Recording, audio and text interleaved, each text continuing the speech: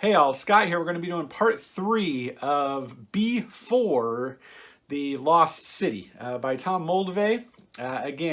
This was brought out in 1982 by Tom Moldove and TSR. And one of the saddest things to me is Tom passed away in 2007. But what a fantastic storyteller he was. And he left us with not only B4, The Lost City, but also one of my all-time favorite adventures, which is B3 Palace of the Silver Princess. So thank you to Tom for that. I just want to give him a shout out that we still love his work, especially here at Art of the Genre. But anyway, let me get to part 3. I'm going to grab my notes here. I'm just going to go through this fairly quickly because this is an actual, detailed parts of the adventure. This is something that he had in kind of an ending appendix. It's 6 pages. It's page 21 to 28. And it takes you through a vast amount of material that can be used in a latter campaign that isn't in the mainstay of the adventure. Pages 21 to 28 take you through tier 6 through 10 of the step pyramid. So the step pyramid went 1 through 5 down, and then it goes 6 through 10 down underneath the ground. So it creates a triangle. And I call that the upside down. And from that, there are just minimal descriptions. And he's just going to go bullet point, bullet point, bullet point, bullet point through room after room after room after room. And there are a lot of rooms in this. That you can go through. The only thing that I think is a drawback to this, it really depends on what kind of players you have. If the players are, really, murder hobos, they just want to go into rooms, collect treasure, and be done, this is perfect. It really looks like Tom, when doing this, probably just took a monster manual, opened it up, and just went, what do I want to put in this room? What do I want to put in this room? What do I want to put in this room? Because I'm going to give you a list of some of the things that you will see on levels 6 to 10. You're going to find a couple Medusas. Holy moly. Something that's, it's called a Cecilia, but it's actually more like, it just seems like a purple worm to me. A couple Minotaurs, mummies, trolls, hellhounds, a basilisk, really likes turning people to stone, evidently. A hydra, a djinn, 2 hill giants. Hill giants, come on, where do they come from? A manticore, devil swine, vampire, chimera, bone golem, and a blue dragon is down here. Not to mention on the final tier, tier 10, you're going to get into it with Zargon himself, the demon creature that started this all with the fall of Senedisha. And one of the other things that you find here as well, through various tiers, you're going to find were-beasts. We got a couple were-tigers, and a couple of were-bears. And I don't know what his deal is with lycanthropes, because we've got were-foxes we've already established in the previous period. And another thing that I saw, if you look at an overall theme within this adventure, you see that the Senedicians themselves all wear masks, wear outfits to mimic animals.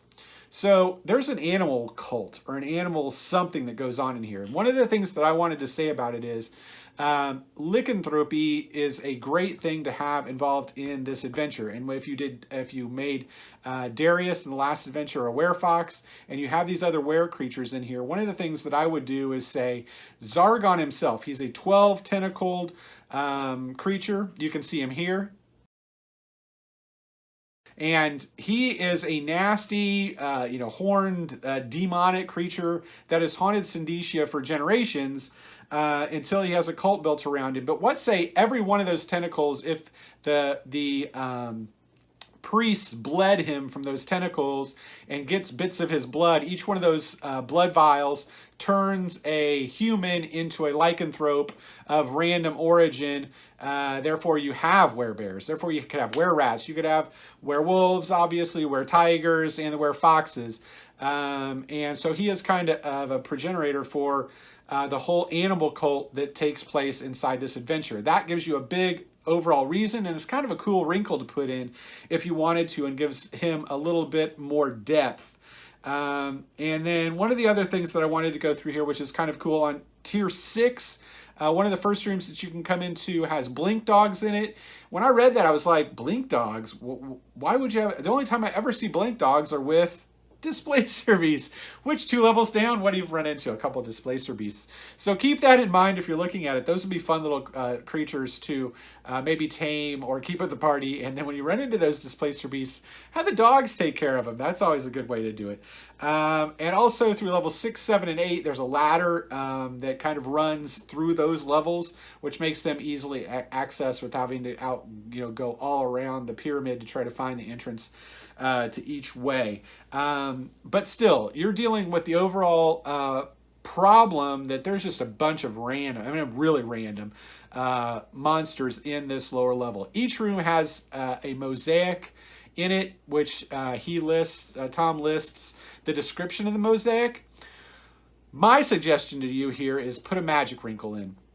Say that the pyramid is magic in its origins, as we established with the Magi of Usamagaras, and then have Zargon have corrupted these lower levels and the mosaics, taking pieces of the mosaics that might have depicted hill giants, or Medusae, or chimeras, or anything like that, chimeras, however you want to say it, and have those come to life in the room, and that's why they're in those rooms. And then once you kill them, they return the mosaic. So the people know, once they kill it, returns the mosaic, they've cleared this room. And this gives you an impetus for why there are these random creatures in here. It also means as well, as if you came back or went through this, maybe another piece of that mosaic that depicted something else would come in and repopulate that room.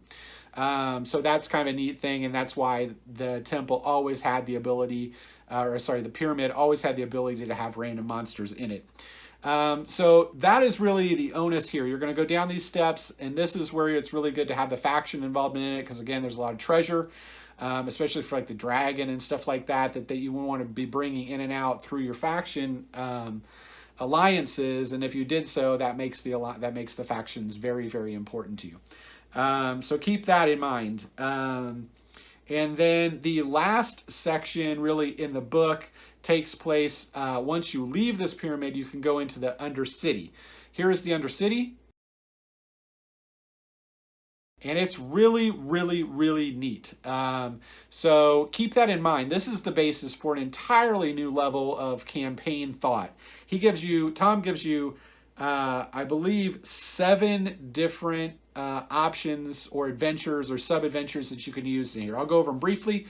1 is uniting the Synedicians. 2, destroying Zargon's horn, the horn beast. What the characters don't know is that he has a powerful regeneration. Even though you killed him on level 10, he's going to come back and be stronger than ever. So if you get his horn the next time, you have to take it to a lake of lava within this map and destroy it. You also have an ambush by the Zargon priests once you're in the city, and therefore that leads into another one, which is a raid on the Zargon temple. That's where I would say they have a Grand Lycan, and he could be a really bad character who has ingested blood from all 12 tentacles, something awesome like that would make a great boss battle at the end of one of these for extended campaign. There's a prophecy that he talks about where you have to recover an artifact from the Island of Death, which is in the map. There's an antidote that you could also try to find that will cure the dream state for the Synedicians. That would kind of link into uniting the Synedicians against in a single rule. And also there's a next one, which is the True King, which means Alexander and Zenobia might have had an heir, and they've gone down through the centuries, and you have to protect that heir from the priests of Zargon once he or she is found out, and then free the people. And once you've done all those particular things, you kind of free Syndicia of Zargon, of the dream state, of the Zargon priesthood, and they might be able to come back from the brink that they're on. Then the last one, which I put in here, is across the lake. There are the Goblin Caves, which would have hobgoblins in it. I would say this would be your entrance to the Underdark, and your ability to bring in the Drow, bring in Snurfneblin, bring in Ithilids, Mind Flayers, and have those maybe be bosses and give you access if you wanted to go onto something like Vault of the Drow. It's a perfect opportunity to do so. And your characters, after going through all this stuff, are probably going to be somewhere in the correct level to try out those particular modules. or just see something else in the Underdark, especially if some of your characters have been replaced by Synodicians who have the infravision and the light sensitivity, like the Drow. So keep all those things in mind. They're great, great pieces from this particular module. The last thing I'll go into is the last little section on the Synodicians. Here's a cute picture by Holloway. And it shows kind of the dream state that these people are in, and it gives you a randomized table when you run into Synodicians, what they're doing and what they're like. Typically, every one of these random encounters is going to be funny, and it just keeps kind of a comical tone to these people and to the adventure, and kind of a little bit of levity to it, instead of just a grind of hit, room open. So keep all those things in mind. Again, this is not really an adventure. It's an epic campaign, as I've said before.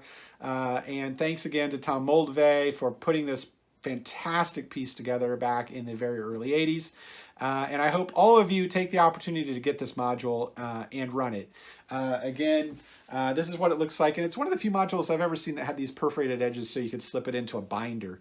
I don't know if that was something that they did just limitedly, but I think it's one of my few that adventures that has this. But anyway, I hope you enjoyed this series. Come back for the next one. I think we're going to do the Sinister Secret of Saltmarsh will be our next one, but thank you for taking the time to patronize Art of the Genre here on YouTube, and just subscribe if you can. We'd love to have you. Thank you so much.